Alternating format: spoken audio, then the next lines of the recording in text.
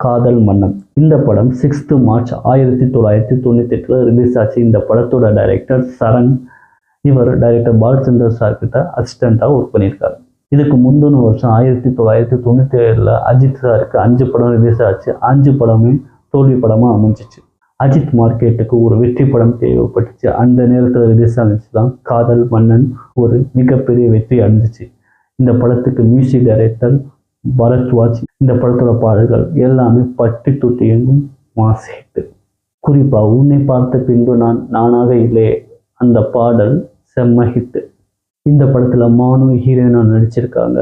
Vivek comedy and supporting ரோலில் கலக்கியிருப்பார். இந்த படத்தில் ஒரு ஸ்பெஷல் விஷயம், மியூசிக் டைரக்டர் MS விஸ்வநாதன் இந்த படத்தில் ஒரு கேரக்டர் ரோலில் நடிச்சிருப்பார். ரொம்ப நல்லாவும் பண்ணியிருப்பார். இந்த படத்துக்கு அவர் நடித்தது ப்ளஸ்ஸாகவும் அமைஞ்சிச்சு. இந்த படத்தோட கதைன்னு பார்த்தோம்னா, ஒரு நிச்சயமான பெண்ணை அஜித் பார்க்குறாரு. பார்த்த உடனே அவங்க மேலே காதல் வயப்படுறாரு. அதுக்கப்புறம் அவங்க எப்படி சேர்ந்தாங்கன்னு தான் இந்த படத்தோட கதை. இந்த படத்தில் அஜித்தோட எனர்ஜெட்டிக்கான ஆக்டிங், ஹீரோயினோட ப்ரெசன்ஸ், விவேக்கோட காமெடி, பரத்வாஜ் சாரோட பாடல்கள், சரணோட டைரக்ஷன் இந்த படம் சூப்பர் ஹிட் அடிச்சிச்சு. அஜித் சாருக்கு அவர் தொடர் தோல்விகளிலிருந்து மீண்டு வந்து ஒரு சூப்பர் ஹிட் படமாக காதல் மன்னன் அமைஞ்சிச்சு.